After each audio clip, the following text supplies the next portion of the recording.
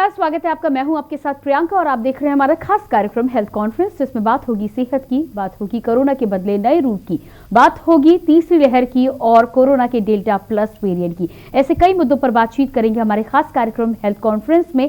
लेकिन उससे पहले लखनऊ से बड़ी खबर आ रही है। लखनऊ से बड़ी खबर की हम बात करेंगे। के न्यूज की खबर का दमदार असर। जिला पंचायत अध्यक्ष पद पर चुनाव से जुड़ी बड़ी खबर। अमित शाह की नाराजगी से कटा माफिया की पत्नी का टिकट। धनंजय सिंह की पत्नी का अपना दल से कटा टिकट। अमित शाह की नाराजगी से कटा माफिया की पत्नी का टिकट।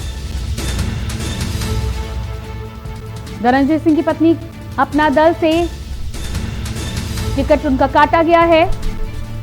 राज्य मंत्री गिरीश यादव समेत पूरी पार्टी कर रही थी विरोध।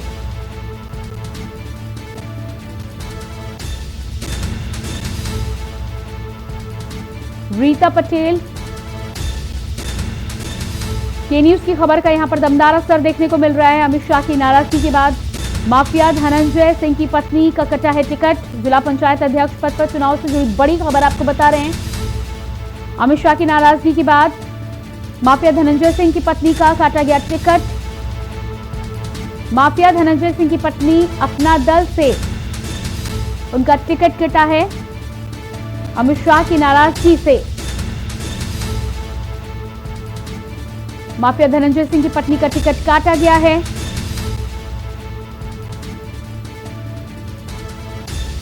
राज्य मंत्री गिरीश यादव समेत पूरी पार्टी कर रही थी इस फैसले का विरोध। रीता पटेल को बनाया जिला पंचायत अध्यक्ष पद का प्रत्याशी।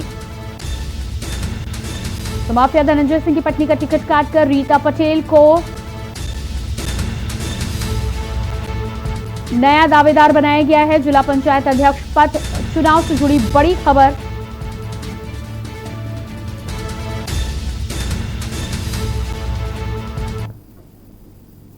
और इस खबर के बाद बात करते हैं हेल्थ कॉन्फ्रेंस की। हेल्थ कॉन्फ्रेंस में आज हम कोरोना के डेल्टा वेरिएंट को लेकर बातचीत करने जा रहे हैं और जिस तरह से भारत में कोविड-19 के डेल्टा वेरिएंट का खतरा बढ़ता जा रहा है। महाराष्ट्र में डेल्टा प्लस वेरिएंट से संक्रमित एक 80 वर्षीय बुजुर्ग की मौत हो गई। वहीं राज्य में कुल 21 मरीज डेल्टा वेरिएंट से संक्रमित है।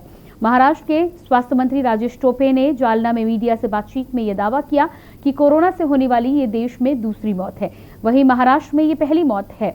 मध्य प्रदेश के उज्जैन में डेल्टा प्लस वेरिएंट के 2 मरीजों की पुष्टि की गई, जिनमें से एक की मौत हुई है। उज्जैन के ऋषिनगर में रहने वाली एक महिला की डेल्टा प्लस वेरिएंट से मौत हुई है। राज्य में कोरोना के इस नए वेरिएंट से अब अलर्ट जारी हुआ है। देश में डेल्टा प्लस वेरिएंट के मामले में तेजी से बढ़ाव देखने को मिल रहा है। तेजी देखने को मिल रही है। देश के 6 राज्यों में 40 केस सामने आ चुके हैं। महाराष्ट्र इस घातक वायरस से सबसे ज्यादा प्रभावित राज्य है। जम्मू कश्मीर और तमिलनाडु में भी कोरोना की डेल्टा प्लस वेरिएंट के मामले सामने आए हैं। विश्व स्वास्थ्य संगठन ने आगाह भी किया है कि अगर मौजूदा चलन जारी रहता है तो कोविड-19 के सबसे अधिक संक्रामक प्रकार डेल्टा के अन्य स्वरूपों के मुकाबले हावी होने की आशंका बनी हुई है। WHO की ये चेतावनी ऐसे समय में आई है जब 85 देशों में इस स्वरूप के मिलने की पुष्टि की गई है। दुनिया के अन्य देशों में भी इस मामले में कई केसेस सामने आते हुए नजर आ रहे हैं। WHO की ओर से 22 जून को जारी कोविड-19 साप्ताहिक महामारी विज्ञान अपडेट में यह कहा गया कि वैश्विक स्तर पर अल्फा स्वरूप 170 देशों, क्षेत्रों या इलाकों में मिला है। बीटा स्वरूप 119 देशों में मिला है। गामा स्वरूप 71 देशों में मिला है और डेल्टा स्वरूप 85 देशों में मिला है। तो ये तमाम जानकारी के बाद आज के हमारे कॉन्फ्रेंस में, हेल्थ कॉन्फ्रेंस में कुछ विशेष सवालों पर हम बातचीत करेंगे। क्या है वो सवाल, ये आपको बता देते हैं। क्या है कोरोना का डेल्टा प्लस वेरिएंट? नया डेल्टा प्लस वेरिएंट कितना घातक? वैक्सीन होगी, क्या वैक्सीन डेल्टा प्लस वेरिएंट पर कारगर साबित होगी? कितना संक्रामक है डेल्टा प्लस वेरिएंट? रिसेप्टर से मजबूती से चिपकने में क्या ये वेरिएंट सक्षम है? अगला सवाल, क्या बारिश से और घातक हो सकता है डेल्टा प्लस वेरिएंट? तो ये वो तमाम सवाल हैं जिनको लेकर हम हमारे आज के कार्यक्रम हेल्थ कॉन्फ्रेंस में बातचीत करेंगे। एक्सपर्ट से जानेंगे कि डेल्टा प्लस को लेकर जिस तरह से केसेस बढ़ना शुरू हुए हैं, महाराष्ट्र से लेकर मध्य प्रदेश तक जिस तरह से लोगों की मृत्यु का सिलसिला शुरू हुआ है, ऐसे में कितना डरने की ज़रूरत है और किस तरह से इनसे बचाव हम कर सकते हैं, इसके लिए हमारे साथ डॉक्टर का एक पैनल जुड़ेगा। हमारे साथ डॉक्टर चांदनी सिंह, वरिष्ठ चिकित्सक, जुड़ चुकी हैं। डॉक्टर चांदनी से हम इस विषय पर बातचीत करेंगे। सबसे पहले डॉक्टर चांदनी, आपका बहुत बहुत स्वागत है हमारे कार्यक्रम हेल्थ कॉन्फ्रेंस में।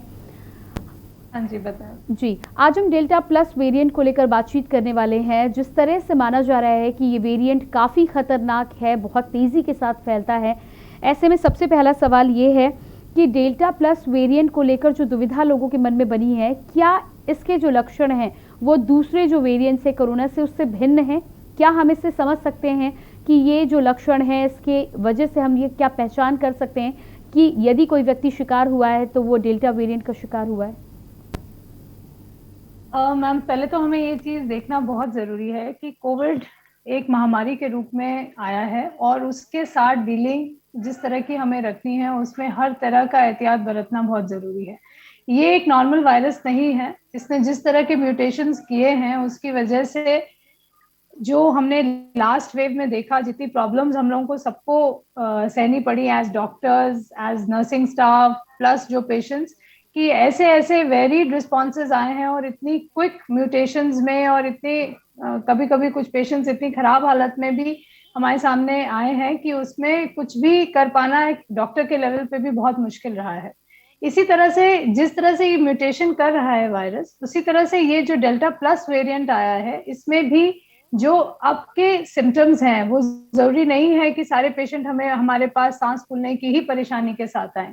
बुखार होना भी जरूरी नहीं है कि सब में मिल पाए, लेकिन एक जो नॉर्मल फिनोमेना है इसका कि ये कहीं ना कहीं हमारे गैस्ट्रोइंटेस्टाइनल ट्रैक्ट को भी इफेक्ट कर रहा है। मतलब पेशेंट्स को बार बार डायरिया हो सकता है, वॉमिटिंग के साथ आ सकते हैं और उसके साथ साथ सांस की भी प्रॉब्लम उनको मिल सकती है। तो सही टाइम पे इसको पहचानना बहुत जरूरी है। बुखार इसके साथ एसोसिएटेड हो सकता है, पर जनरली जो हमने फर्स्ट वेव में देखा था कि पहले थोड़ा जुकाम हो रहा है, सोर थ्रोट हो रहा है, गला खराब हो रहा है, हो सकता है ये सारे सिम्टम्स आगे आने वाले डेल्टा प्लस वेरिएंट में मास्क्ड हो, नहीं मिल पाए। इसलिए बहुत जरूरी है इस वेरिएंट के साथ बहुत एहतियात बरतना। जी बिल्कुल। साथ ही साथ जिस तरह से मॉनसून दस्तक दे चुका है, मॉनसून में पहले ही कई बीमारियों का खतरा बढ़ जाता है, वायरल फीवर से लेकर तमाम तरह के बुखार मानसून के मौसम में आते हैं। ऐसे में क्या डेल्टा प्लस वेरिएंट इस मौसम में और अधिक खतरनाक हो सकता है?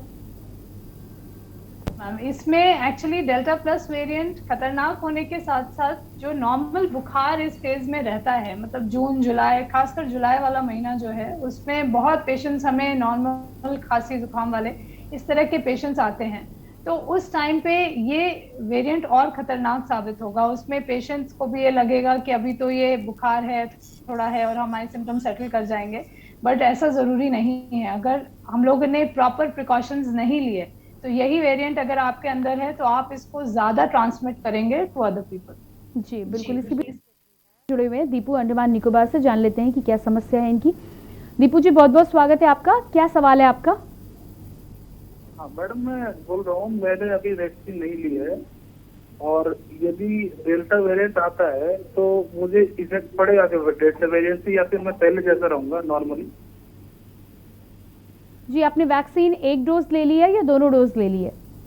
नहीं मैडम, मैंने अभी एक डोज नहीं लिया। जी बिल्कुल, आप लाइन पे हमारे साथ बने रहिएगा। डॉक्टर चांदनी हमारे साथ कॉलर जुड़े हुए थे, दीपू, इनका कहना है कि इन्होंने वैक्सीन की एक डोज ले ली है। अब डेल्टा वेरिएंट को लेकर ये जानना चाह रहे हैं कि यदि डेल्टा वेरिएंट का प्रभाव होता है तो किस तरह से होगा? अच्छा, अगर आपने वैक्सीन की एक डोज ली हुई है तो पहले तो आपको अपना वैक्सीनेशन कंप्लीट करना है, क्योंकि अगर और कोई सिम्टम अभी आपको नहीं है या इस तरह की कोई दिक्कत नहीं है तो आप सेकेंड डोज आराम से ले सकते हो, उसमें कोई प्रॉब्लम नहीं है।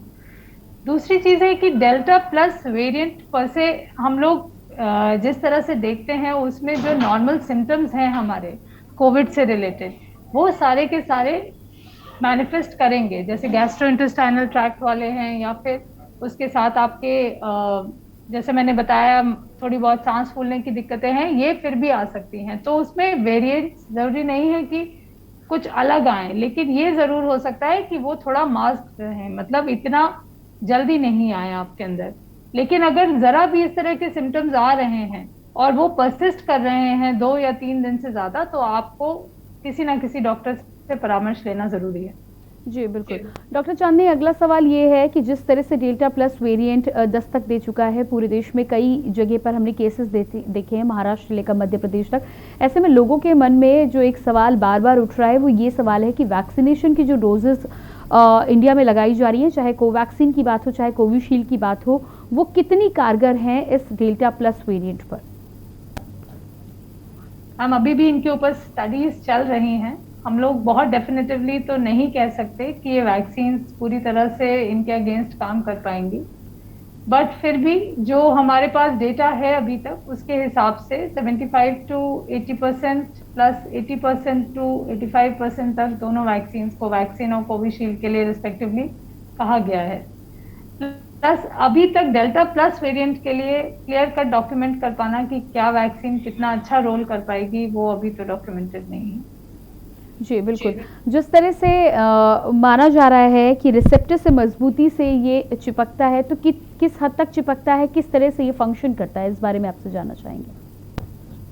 मैम ये जैसा कि हम लोगों ने पहले भी देखा है कि कोविड हर लेवल पे डैमेज करते हुए चलता है, प्लस जिस तरह से ये रिसेप्टर्स के साथ जाके बाइंड कर देता है और एक तरह से जो हमारा प्रोटीन है उसको ये बहुत डैमेज कर देता है अंदर का, जिससे हमारे जो लंग के काम है, एक तरीके से जो हमारे फेफड़े का काम है, प्लस वहां से जो ऑक्सीजन निकल के आगे शरीर में पहुंचानी है उसको ब्लड के माध्यम से, उसको बहुत डैमेज करता है।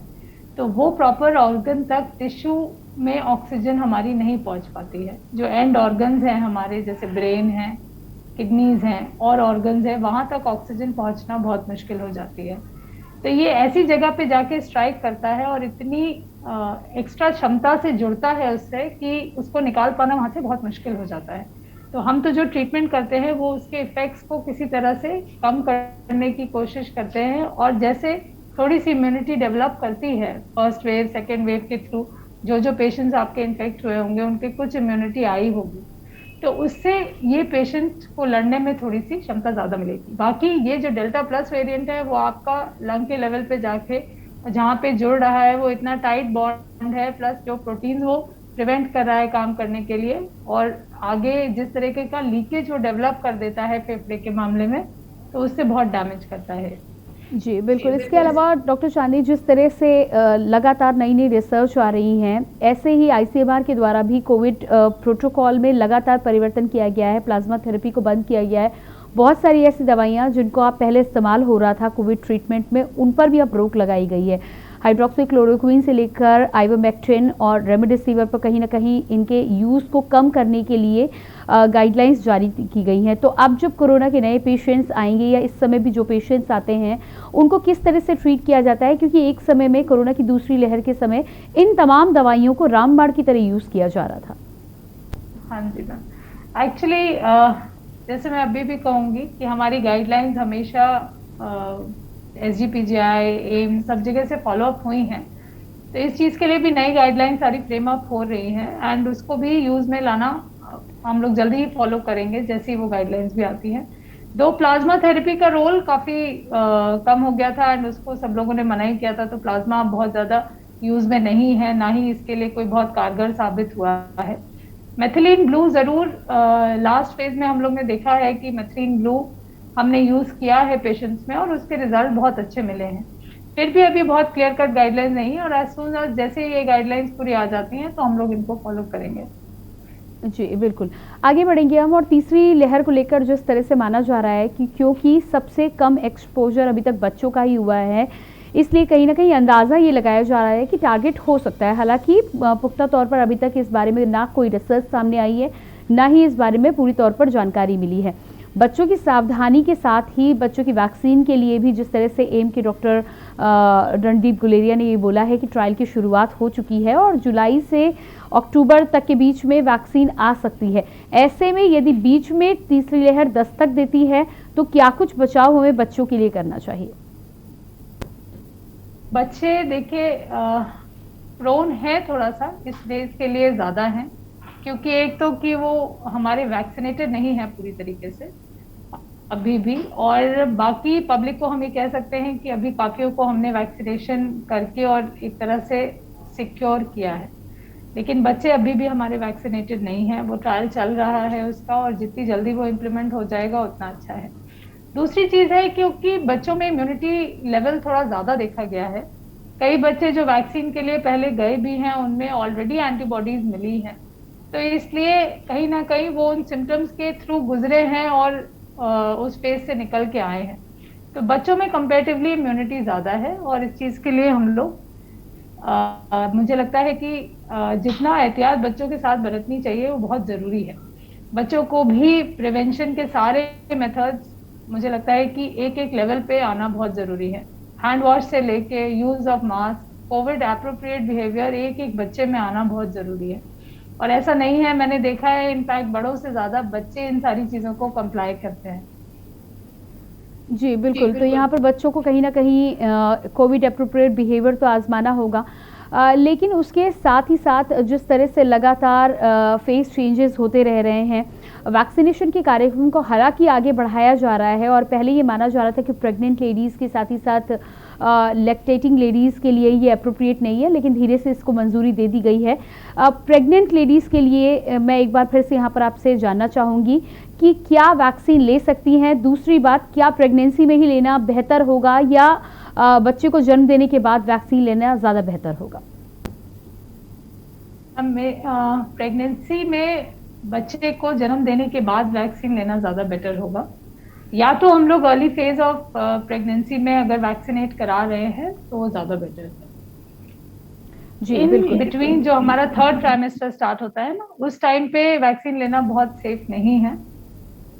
तो मेरे हिसाब से तो प्रेगनेंसी डिलीवरी के बाद एक बार वैक्सीन लेना ज्यादा बेटर है। जी बिल्कुल। आगे बढ़ेंगे हम, और कोविड को लेकर लगातार लोगों के मन में तमाम तरह की भ्रांतियां हैं। वैक्सीनेशन को लेकर भी अभी भी लोगों के मन में भ्रांतियां लगातार बनी हुई हैं। लोगों का ये कहना है, कई बार इस तरह की जब समस्याएं सामने आती हैं कि एक आधे केसेस में, हालांकि इन केसेस की पुष्टि नहीं हुई है, लेकिन खासतौर से ग्रामीण अंचलों में हमने देखा है कि लोगों को ऐसा लगता है कि फीवर आता है, और फीवर आने के बाद कुछ लोगों की यदि किसी और कारण से भी मृत्यु हुई है तो कहीं ना कहीं उनके मन में ये शंका बनी हुई है। उन तमाम दर्शकों के लिए आप क्या कहना चाहेंगी? वैक्सीन को लेकर तमाम जगह से अपील की जा रही है, राजनेता से लेकर तमाम मीडिया चैनल्स से लेकर एक्सपर्ट्स, डॉक्टर्स लगातार इस बात को दोहरा रहे हैं कि वैक्सीनेशन लगवाना ही एक मजबूत हथियार है। लेकिन उसके बावजूद भी भारतवर्ष में, खासतौर से ग्रामीण इलाकों में जिस तरह का कन्फ्यूजन बना हुआ है, उसको दूर करने के लिए क्या कुछ किया जा सकता है? वैक्सीन हमारे लिए इस कोविड की महामारी में कारगर की तरह साबित हुई है, और मुझे ऐसा लगता है कि वैक्सीन लेना या नहीं लेना एक आदमी पे डिपेंड करता है। बट मेरी तरफ से हमेशा ये चीज रिकमेंडेड रहेगी कि हमें वैक्सीन जरूर लेनी चाहिए। वैक्सीन के जितने भी इफेक्ट्स है, वो भले ही कुछ साइड इफेक्ट्स, कहीं फीवर आना, कहीं कुछ हो जाना, थोड़ा बॉडी एक होना, ये सारी चीजें होती हैं, लेकिन हम उसकी वजह से वैक्सीन नहीं लें, ये बिल्कुल गलत चीज होगी। ये भ्रांतियां अपने दिमाग से बिल्कुल निकाल देनी चाहिए। कहीं कोई पेशेंट अगर सीरियस हो रहा है वैक्सीन लेने के साथ, तो उसके और भी कुछ कारण हो सकते हैं। हो सकता है कि पेशेंट की पूरी मेडिकल हिस्ट्री उसने वहां पे, जहां उसने वैक्सीन वहां पे नहीं दी हो। तो वो सारी चीजों की एहतियात बरतने के साथ हम लोग को वैक्सीन जरूर लेनी चाहिए। जितनी कोमॉर्बिड कंडीशंस हैं उसमें वैक्सीन लेने से ऐसा नहीं है कि हर आदमी को खतरा है, लेकिन आप सही टाइम पे वैक्सीन ले रहे हैं। अगर आप बीपी के पेशेंट हैं तो आपका बीपी कंट्रोल्ड है और आप वैक्सीन ले रहे हैं तो ठीक है। अगर आपने बीपी की दवा ऑलरेडी 2 दिन मिस करी है और फिर आप वैक्सीन लेने जा रहे हैं, तो उसके इफेक्ट्स हो सकता है आपको बुखार आया है और उसके साथ आपका बीपी शूट करे और कोई प्रॉब्लम आपको साथ में खड़ी हो जाए। लेकिन ऐसा नहीं है कि वैक्सीन की वजह से पर से किसी को कोविड हो जा रहा है या और कोई प्रॉब्लम खड़ी हो रही है। जी बिल्कुल। अगला सवाल यहाँ पर ये होगा कि जिस तरह से लगातार अलग अलग जगहों से WHO भी लगातार जिस तरह से रिसर्च आगे बढ़ रही है, तमाम तरह की जानकारियाँ लोगों को देने का प्रयास कर रही है। नई जानकारी WHO के माध्यम से जो आई थी वो ये थी कि सरफेस के द्वारा जो ट्रांसमिशन हो रहा है उसको लेकर साफ तौर पर ये कहा गया था कि सरफेस के द्वारा ट्रांसमिशन नहीं होता है। इस बात में कितनी सच्चाई है? जो हमने सेकेंड वेव में देखा, जिस तरह का मैनिफेस्टेशन था, उसमें इतना ज्यादा एरोसॉल से फैल रहा था कि हम लोगों ने सरफेस कंटामिनेशन को बिल्कुल ही सबड्यू कर दिया कि नहीं, ये नहीं होता है। दो क्लियर कट डॉक्यूमेंटेशन उसका भी नहीं है, लेकिन क्योंकि एरोसॉल इतना बढ़ा हुआ था, अगर एक आदमी, आप कमरे में दो आदमी बैठे हुए हैं और जरा सा भी अगर विंड का या हवा का फ्लो एक की तरफ से दूसरे की तरफ है, और अगर जो पहले आदमी बैठा हुआ है उसको कोविड है, अगर उसने सांस भी तेजी से ली है या छींका भी है, तो वो आराम से एरोसॉल में मिल जाता है और जितने भी लोग बैठे हुए हैं कमरे में उनको ट्रांसमिट करता है। तो इस हिसाब से एरोसॉल ट्रांसमिशन बहुत ज्यादा था, तो हम लोग कंटामिनेशन पे या सरफेस पे वालों पे तो पहुंच ही नहीं पाए थे। लेकिन ऐसा नहीं है कि हम लोग सरफेस को एकदम रूल आउट कर देंगे। अगर कोविड पेशेंट कोई कोविड है किसी को, और अगर वो सामने बैठा हुआ है आपके, और अगर उसका एरोसॉल आपके सरफेस पे जाके गिरता है, और अगर विदाउट क्लीनिंग उसी को दूसरा आदमी टच करता है और फिर वो अपने नाक के आसपास, आंखों पे, कहीं पे भी लगाता है, तो वायरस ट्रांसमिशन हो सकता है। उसको टोटल तो ठीक नहीं होगा, हमें एहतियात इसके साथ भी बरतनी पड़ेगी। जी बिल्कुल। जिस तरह से तीसरी लहर को लेकर एंटिसिपेशन लगातार किया जा रहा है और तमाम तरह की तैयारियां भी इसको लेकर की जा रही हैं, क्या जिस तरह की दूसरी लहर आई है उसके आधार पर हम अभी से ये जान सकते हैं या कहीं ना कहीं अंदाज़ा लगा सकते हैं कि किस तरह की हो सकती है ये तीसरी लहर, और ख़ासतौर से डेल्टा प्लस वेरिएंट के इतने एक्टिव होने के बाद कहीं ना कहीं जो मरीजों की संख्या बढ़ रही है, उस संख्या के बढ़ने के बाद क्या इस बात का कहीं से अंदाज़ा लगाया जा सकता है और उसके लिए हमें किस तरह की तैयारियां करनी चाहिए? देखा ये गया है कि देखिए, सेकेंड वेव जो हमारी आई थी उसमें भी इन्फेक्टिविटी भी बहुत ज्यादा थी और मोर्टालिटी भी बहुत ज्यादा थी, और देश बहुत प्रिपेयर्ड भी नहीं था उस चीज के लिए।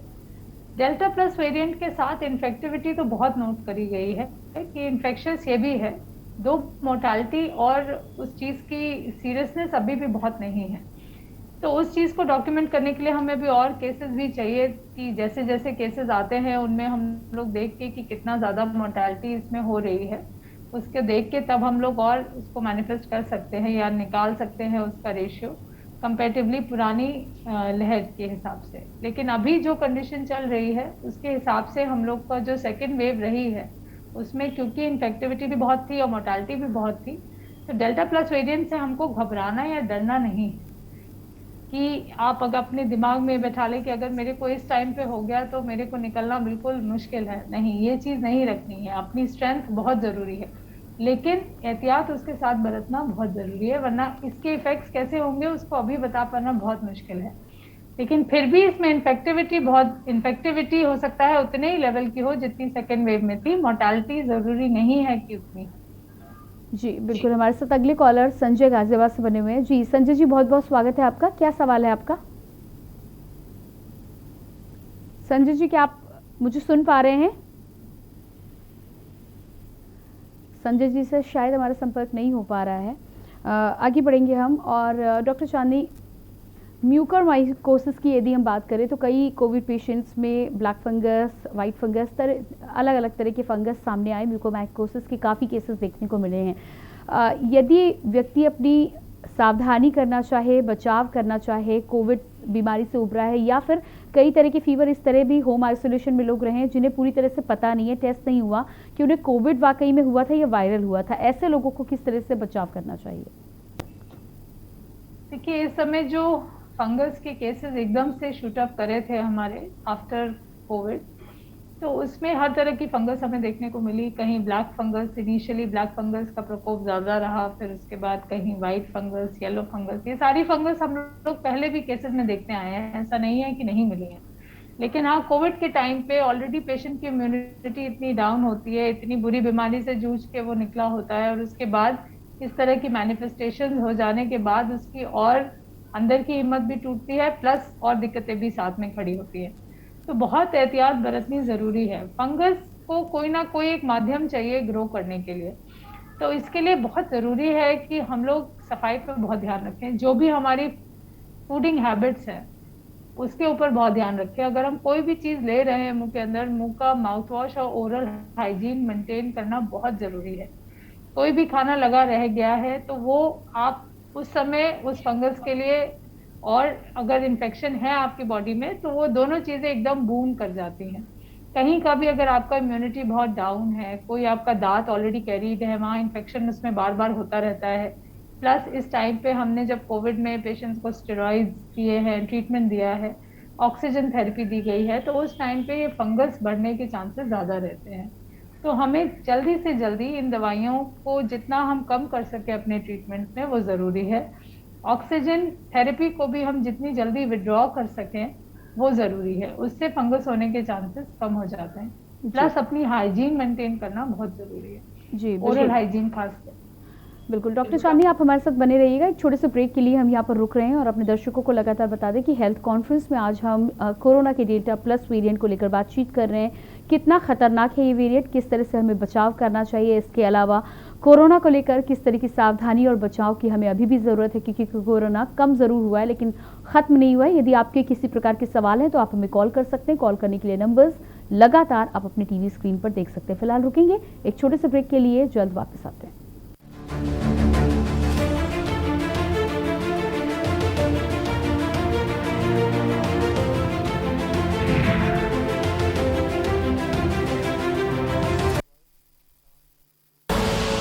आप देख रहे हैं के न्यूज, खबरों का सारथी।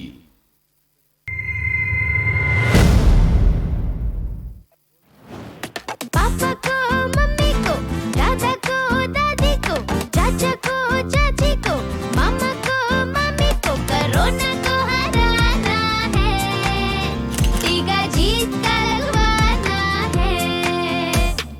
सबसे वाले अंकल को, टैक्सी वाले भैया को, हर गांव और शहर को, प्रदेश के सारे लोगों को कोरोना को हराना है, टीका जीत का लगवाना है। कोरोना का हो खेल खत्म, खुल के जिए भविष्य में हम, आओ सब ये ले कसम, आओ सब ये ले कसम, कोरोना को हराना है, टीका जीत का लगवाना है। हर कोई हरदम मास्क लगाए, 2 गज की दूरी निभाए, हाथ धोकर सफाई अपनाए, कोरोना को हराना है, टीका जीत का लगवाना है। चलो टीका जीत का लगवाएं, कोरोना को हराएं। पूरे प्रदेश में निशुल्क टीकाकरण अभियान में 18 वर्ष से अधिक उम्र वाले सभी नागरिक मुफ्त टीका लगवा रहे हैं। आप भी cowin.gov.in पर या जन सुविधा केंद्रों पर पंजीकरण करवाएं। शीघ्र ही टीका लगवाएं, सुरक्षा कवच बनाएं, लगवाएं टीका जीत का। जुबान के लिए उड़ चला गैरों की ज़मीं पर, खुशबू अपने पन की ढूंढता, और दूर कितना भी जाओ, इस जुबान से दूर ना जा पाओगे। विमल, बोलो जुबान केसरी। और खुशबू में झूम के भाई लेके आए गोल्डी मसाले, खुशबू और स्वाद ऐसा तो रिश्तों में गुस्सा कैसा। खुदी को आजमाया है तो ये अंदाज आया है, खुदी को आजमाया है तो ये अंदाज आया है। तुम में भी मैं हूँ, शुद्ध प्लस पान मसाला। आप देख रहे हैं के न्यूज, खबरों का सारथी।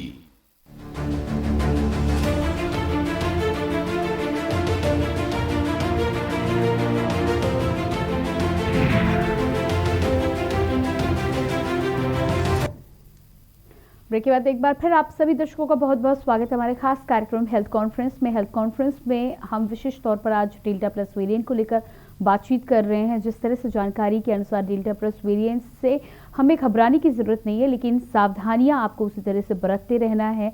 लगातार कोविड अप्रोप्रिएट बिहेवियर का पालन करना है, घर से बाहर निकलते समय मास्क का प्रयोग करना है। इसके अलावा और क्या कुछ कर सकते हैं हम अपने शरीर को मजबूत बनाने के लिए, ये जानेंगे हमारे कार्यक्रम में। आगे बढ़ते हैं, हमारे साथ डॉक्टर का पैनल लगातार जुड़ा हुआ है। डॉक्टर चांदनी वरिष्ठ चिकित्सक हमारे साथ जुड़ी हैं, साथ ही साथ डॉक्टर अरुण शर्मा रेडियोलॉजिस्ट भी हमारे साथ जुड़ चुके हैं। सर, आपका बहुत बहुत स्वागत है कार्यक्रम में।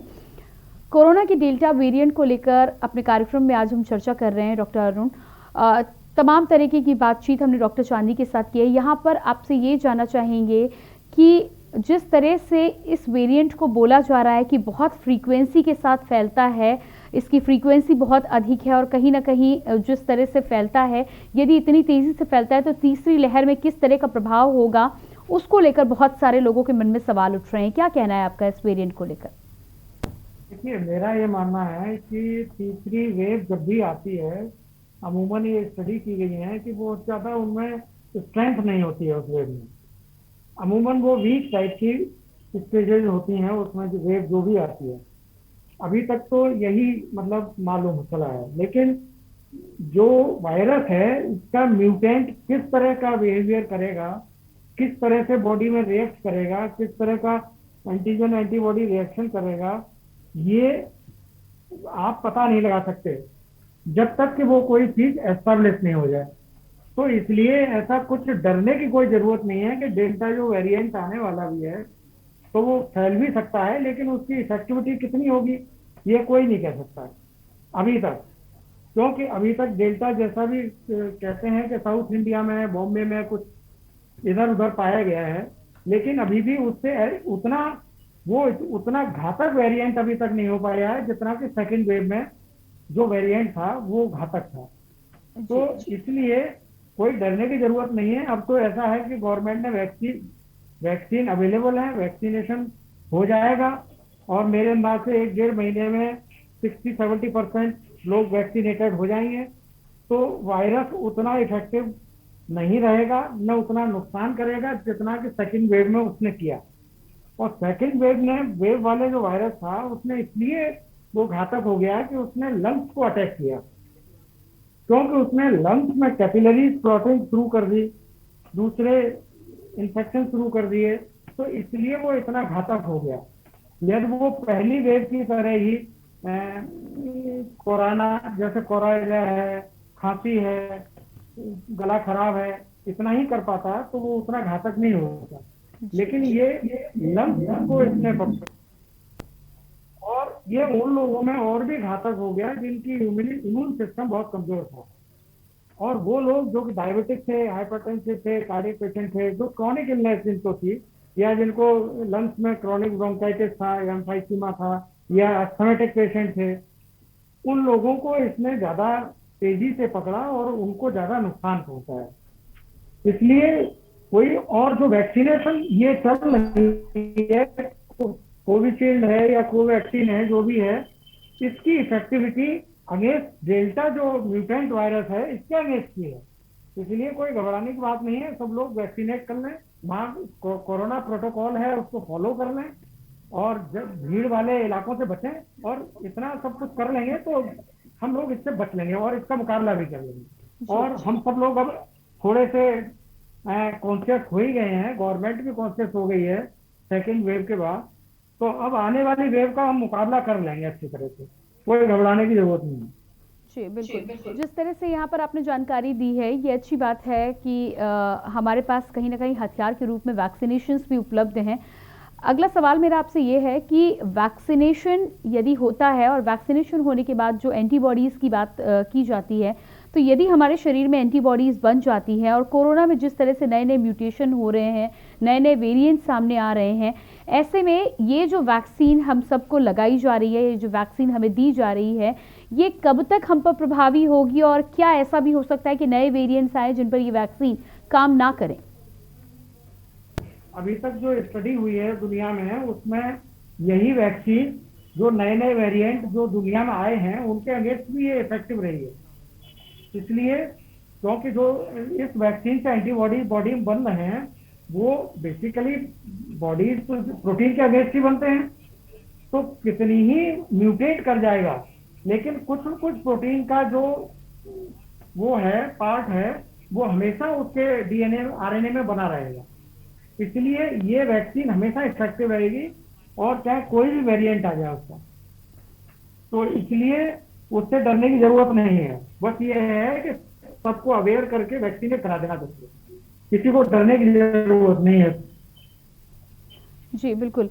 अगला सवाल यहाँ पे ये कि एक बार यदि वैक्सीन की फर्स्ट डोज किसी को लग जाती है और उस बीच में किसी को थोड़े दिनों के बाद में कोविड हो जाता है तो माना ये जा रहा है कि वो जो कोविड है उसके माध्यम से जो नेचुरल एंटीबॉडीज होंगी वो कहीं ना कहीं एक वैक्सीनेशन की तरह ही कार्य करेंगी।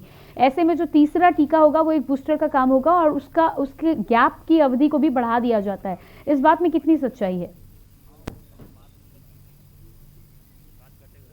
नहीं, ऐसा कुछ नहीं है। गैप तो देखिए, गैप तो इसलिए बढ़ाया जाता है कि जो आपने एक वैक्सीन की डोज ले ली, उससे एंटीबॉडीज बने, फिर उसके एंटीबॉडीज बनने के दरमियान ही आपको कोरोना का इन्फेक्शन हो गया।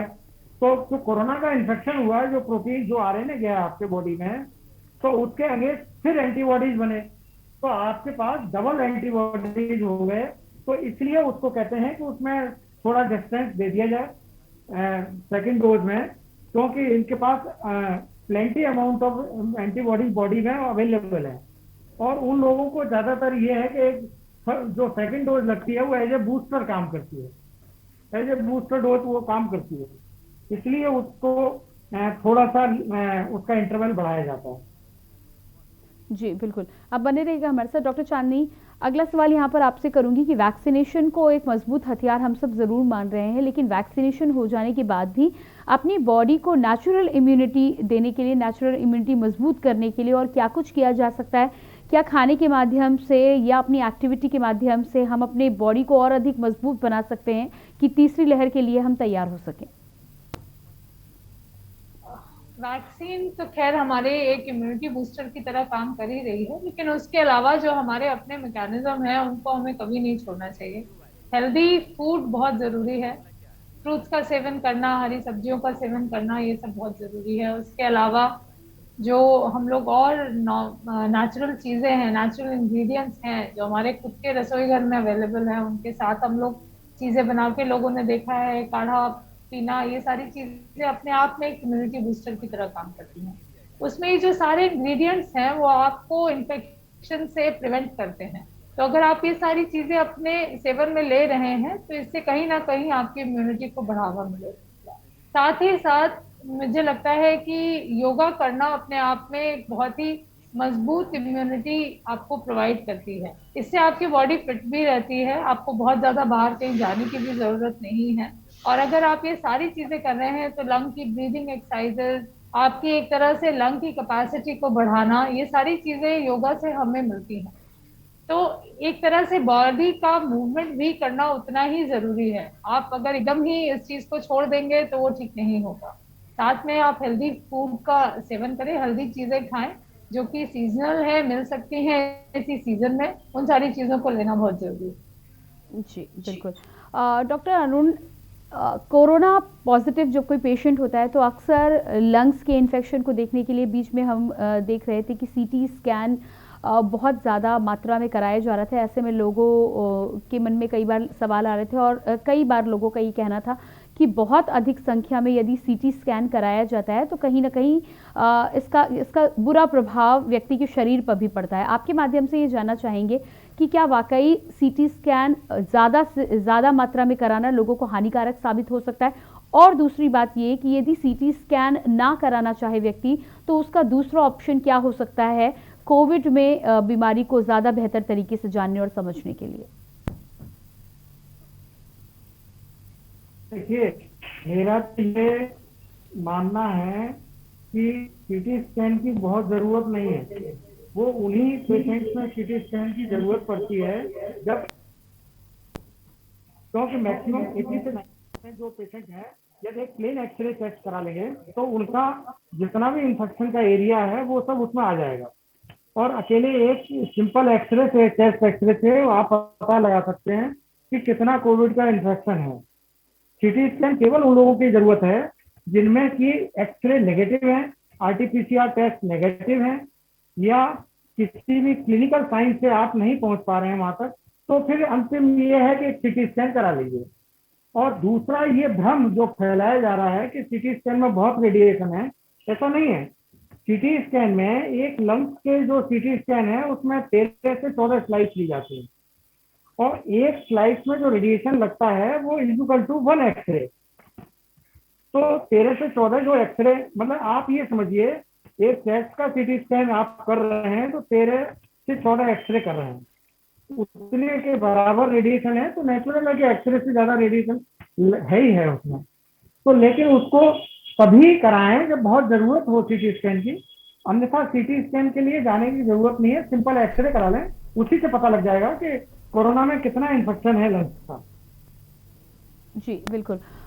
डॉक्टर चांदनी, कोविड में जिस तरह के केसेस सामने आ रहे हैं, लंग्स को सबसे अधिक इन्फेक्शन का खतरा रहता है और ज़्यादातर लोगों में लंग्स का ही इन्फेक्शन देखा गया है। लेकिन आपसे यहाँ पर ये भी जानकारी चाहेंगे कि कोविड के केसेस में जब स्थिति खराब होती है तो लंग्स के अलावा और कौन कौन से अंगों पर ये प्रभाव डाल सकता है, किस तरह के पेशेंट सामने आए हैं दूसरी लहर में? दूसरी लहर में मैम हम लोग ने ये भी देखा है कि लंग्स इफेक्ट होने के बाद, जैसे मैंने आपको बताया कि ऑक्सीजन सही मात्रा में एंड ऑर्गन पे पहुंचना बहुत जरूरी है। लंग से डिफ्यूज होके ब्लड के माध्यम से ऑक्सीजन पहुंचनी है। ऐसे में किडनी बहुत बुरी तरह से स्ट्राइक हुई है एट टाइम। हमने देखा है कि धीरे धीरे करके पेशेंट्स को ARF की तरफ, मतलब रीनल फेलियर, किडनी फेलियर की तरफ भी पेशेंट लैंड अप करें। दूसरा, कई एक्यूट सिम्टम्स में एकदम से होने वाली बीमारियों में देखा गया है कि दिमाग के लक्षण बहुत मिले हैं, जैसे स्ट्रोक हो जाता है, फालिज का अटैक हो जाता है। ये सारी चीजें भी बहुत मैनिफेस्ट हुई है कोविड में, और एकदम ही तुरंत हो जाने वाली चीजें हैं, सडन चीजें हैं जो एकदम मैनिफेस्ट कर सकती हैं। जी बिल्कुल। यहाँ पर इन तमाम चीज़ों के बारे में जिनका आपने जिक्र किया है, कोविड पेशेंट के उबरने के बाद यानी कोरोना से ठीक होने के बाद इस तरह की बीमारियों का जो खतरा है वो कितने लंबे समय तक बना रहता है, या फिर एक खतरा हमेशा ही पेशेंट के मन में बना रहता है? क्योंकि पोस्ट कोविड सिम्टम्स की भी यदि हम बात करें तो भारी संख्या में कोरोना से ठीक होने के बाद भी भारी संख्या में ऐसे मरीज सामने आए हैं जिनको कोई ना कोई दिक्कत लगातार बनी हुई है। लोग महीने, 2 महीने, 3 महीने तक तमाम तरह की शिकायतें करते रहते हैं। कभी उनको नींद नहीं आती है, कभी स्ट्रेस रहता है, कभी वेट लॉस की समस्या रहती है। तो ये जो तमाम समस्याओं का आपने जिक्र किया है, ये कितने लंबे समय तक हो सकती है? इसके अलावा जो पोस्ट कोविड सिम्टम्स हैं उनको लेकर क्या करना चाहिए? पोस्ट कोविड सिम्टम्स में अप्रोक्सीमेटली 3 मंथ से लेके 6 मंथ तक के पीरियड में अभी तक हमने जितना नोट किया है कि जो पेशेंट्स हमारे पास उस टाइम पे भी आए थे, उसमें भी अभी लोगों में डिप्रेशन, एंजाइटी, ये सारी चीजें बहुत रहती हैं। इमीडिएट पोस्ट कोविड पीरियड में भी हमने देखा था कि पेशेंट्स को बहुत ज्यादा स्ट्रेस इस चीज का और एंजाइटी थी, रात में नींद नहीं आना, डिप्रेशन, कि हम लोग इस चीज से निकल भी पाएंगे कि नहीं निकल पाएंगे। ऑक्सीजन थेरेपी जब इतने टाइम तक चलती है तो उसके भी अपने कुछ साइड इफेक्ट्स होते हैं। उसकी वजह से भी पेशेंट्स के अंदर ये सिंक करने वाली फीलिंग और डिप्रेशन की फीलिंग आ जाती है। तो उसमें मुझे, और प्लस इसके साथ साथ जो मैंने आपको बताया कि नसों में खून जमने वाली जो प्रॉब्लम होती है, उसके भी लक्षण 3 महीने तक हमें मिल सकते हैं। तो वो दवाइयाँ अप्रोप्रिएटली लेना बहुत जरूरी है। जी बिल्कुल। डॉक्टर अरुण, अगला सवाल मेरा ये है कि जिस तरह से पोस्ट कोविड सिम्टम्स की हम बात कर रहे हैं, कई लोगों में वेट लॉस की समस्या बहुत अधिक देखी गई है और ये कई लोगों ने रिपोर्ट किया है कि कोविड से ठीक होने के बाद उनका वेट लॉस हो रहा है और लगातार हो रहा है। यदि ये वेट लॉस महीने, 2 महीने तक लगातार होता है तो ऐसे में पेशेंट को क्या करना चाहिए? देखिए, वेट लॉस तो एक तो क्या है कि पेशेंट के दिमाग में एक एंजाइटी बहुत रहती है, एंजाइटी रहती है, डिप्रेशन रहता है। उसको ये लगता है कि बड़ी भारी बीमारी से हम लोग लड़के आए हैं। और थोड़ा सा कोविड पेशेंट में एनोरेक्सिया होता है, क्योंकि भूख नहीं लगती है उनको धीरे धीरे। एक तो क्या है, जब हॉस्पिटल से वो निकल के आए हैं या कहीं से आए हैं तो नेचुरल है कि इतना उनको एंटीबायोटिक दिया गया होगा, तो स्टेरॉइड दिए गए होंगे, दूसरी मेडिसिन है, ऑक्सीजन है, तो बॉडी उस चीज से निकल कर नॉर्मल एनवायरनमेंट में आने में थोड़ा समय लगता है उसको। तो उसको जो छोटी छोटी चीजें जो होती रहती हैं उसमें उसको एंजाइटी बहुत हो जाती है और उसको ये लगता है कि बड़ी भाई अभी हम ठीक नहीं हुए। लेकिन ऐसा नहीं है, उसको धीरे धीरे अपने को निकालना पड़ेगा। और जो एनोरेक्सिया है, गैस्ट्राइटिस है, ये सब चीजें उनके साइड इफेक्ट्स हैं। और कई लोगों को तो डायरिया बना रहता है बहुत दिनों तक। तो ऐसे लोगों को धीरे धीरे डॉक्टर्स के अपना बात करते रहना चाहिए, उनके अंडर ट्रीटमेंट बने रहना चाहिए, उनसे काउंसलिंग लेते रहना चाहिए, जिससे धीरे धीरे वो इससे उबर जाएंगे। और जितनी भी इम्यूनिटी वाली चीजें हैं खाने में, वो सारे इंग्रेडिएंट लेते रहें और थोड़ी जैसे बी कॉम्प्लेक्स है, आयरन है, यदि ऐसे नहीं ले पा रहे हैं, फॉलिक एसिड है, तो ये सब चीजें आप एज ए मेडिसिन ले सकते हैं रोज।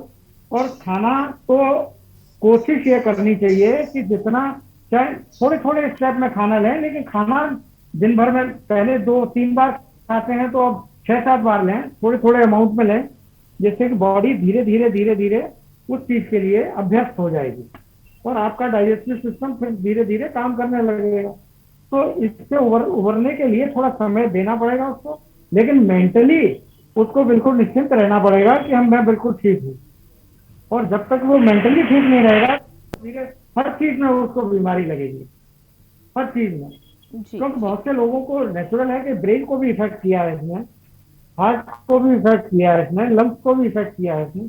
तो इन सब चीजों को उभरने के लिए थोड़ा समय जरूर लगेगा, लेकिन उभर जाएगा आदमी।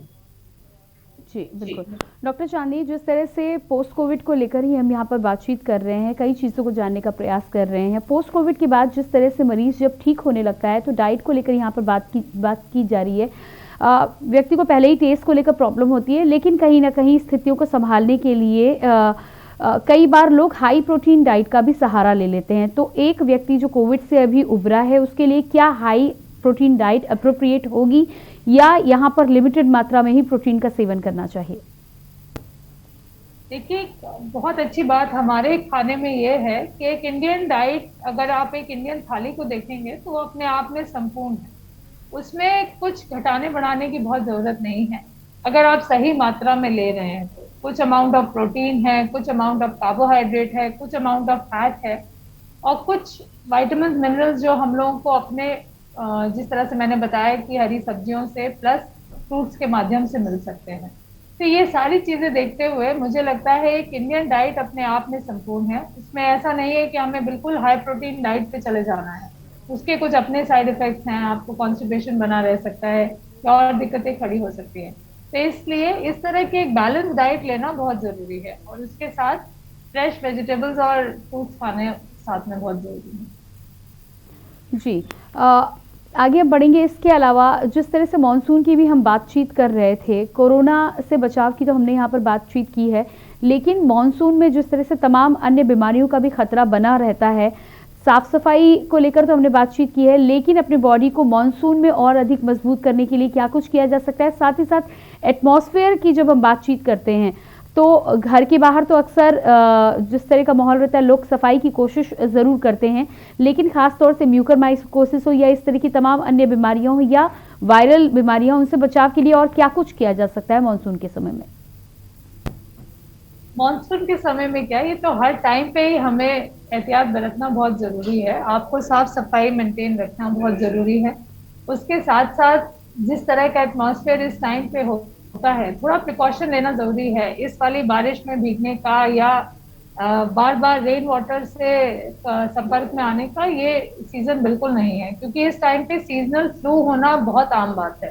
तो इस टाइम पे आपको ये सारी चीज़ों से बहुत एहतियात बरतनी चाहिए। उसके साथ साथ गंदगी, हाँ जगह जगह कलेक्शन हो जाता है, इन सारी चीज़ों पे भी गवर्नमेंट को भी ध्यान देना चाहिए कि यहाँ पे ये सारी चीज़ें ना होने पाए, जिससे कि और बीमारियां इस सीजन के बाद उभरने लगती हैं। डेंगू, मलेरिया, इन सब चीज़ों की भी संख्या बढ़ने लगती है। तो मानसून टाइम में इन सारी बीमारियों से हमें लड़ने के लिए अच्छा पौष्टिक फूड खाना चाहिए और उसके साथ साथ इन सारी चीज़ों से अपने घर को भी साफ सफाई प्रॉपर मेंटेन रखें और कहीं पे भी पानी का कलेक्शन नहीं होने देना चाहिए। जी बिल्कुल। आगे बढ़ेंगे हम, और जिस तरह से हम म्यूकोमाइकोसिस की भी बात कर रहे थे डॉक्टर चांदनी, इंडिया में यदि हम बात करें तो एक बहुत बड़ी आबादी है जो फील्ड पर रहती है। हमारे साथ डॉक्टर अरुण भी बने हुए हैं। डॉक्टर चांदनी आपके पास आएंगे वापस।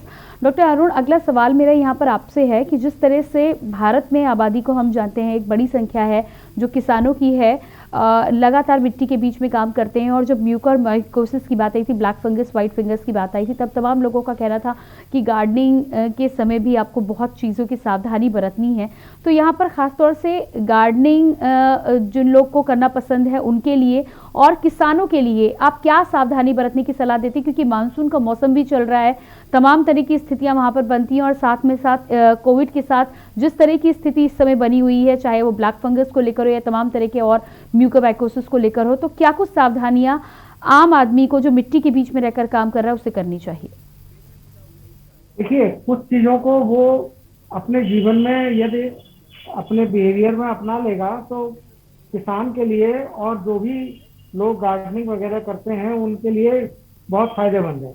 एक तो ये है कि अपने मास्क का यूज करें। मास्क नहीं है तो अंगोछा जो होता है गांव में, जो कॉमनली लोग यूज करते हैं, उसको अपने नाक, जो एंट्री पॉइंट है, नाक है, मुंह है और कान है, इन तीनों को अंगोछे से बांध, मतलब ढक ले, ठीक से ढक ले।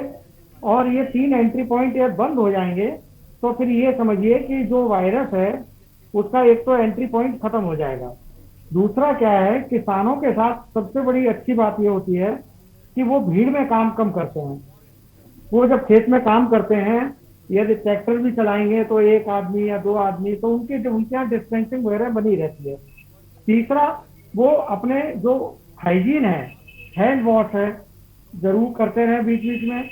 और ये एक और चीज है जो कि ये जो धूप है, कोशिश ये करें कि वो अपना काम धूप निकलने से पहले करें और धूप थोड़ी कम हो जाए शाम के समय, तब अपने खेत में काम करें। क्योंकि दोपहर का जो पीरियड है उसको बचाएं वो अपने को इससे। और बाकी उनकी अपनी अच्छी डाइट लें। और बाकी तो वहाँ उसको कोई बहुत जरूरत नहीं है किसान को। किसान के लिए किसान सब बचे रहते हैं। ये सारी समस्या शहरों की है जहाँ भीड़ है। तो इसलिए किसान को तो केवल इतना ही करना है कि अपना अंगोछा ही वो बांधा रहे, तो उसका ये समझिए कि 80% काम चल जाएगा। और उसका खाना अच्छा करे और हाथ धोता रहे बीच बीच में, तो उसकी अपनी हाइजीन मेंटेन रह जाएगी। चाहे गार्डनर हो चाहे किसान हो, तो इनके लिए कोई प्रॉब्लम नहीं है। और वैक्सीन लगवाई है सब लोग, क्योंकि अब तो रूरल एरियाज में वैक्सीनेशन के लिए सेंटर बना दिए गए हैं और वहां जाके वो अपने को सब वैक्सीनेट कर। जी बिल्कुल, हमारे साथ इसी बीच कॉलर बनी हुई है संगीता जी मुंबई से। उनसे जान लेते हैं कि क्या जानना चाहती है। संगीता जी, बहुत बहुत स्वागत है आपका कार्यक्रम में। अपना सवाल पूछें आप। हाँ हेलो मैम। जी हेलो जी। हाँ हेलो, मैं क्या बोल रही थी, मेरे अपने लड़के के बारे में पूछना है। वो दवा खाता है तो वैक्सीन लेगा, कोई प्रॉब्लम तो नहीं होगी ऐसा? जी, किस चीज की दवा लेता है आपका बेटा? वो अपना एक फिट की बीमारी का दवा था, खाता है एक टाइम, तो वैक्सीन लेने के बाद दवा खा सकता है ना? जी बिल्कुल, आप हमारे साथ लाइन पे बने रहिए। डॉक्टर चांदनी आपके पास आएंगे। हमारी एक कॉलर हैं, वो जानना चाहती है कि उनका बेटा दवा का सेवन करता है, तो क्या वैक्सीन लेने के बाद दवा का सेवन किया जा सकता है? सॉरी, मैं आपका सवाल नहीं सुन पाई, दोबारा बताएं। हमारी एक कॉलर हैं जिनका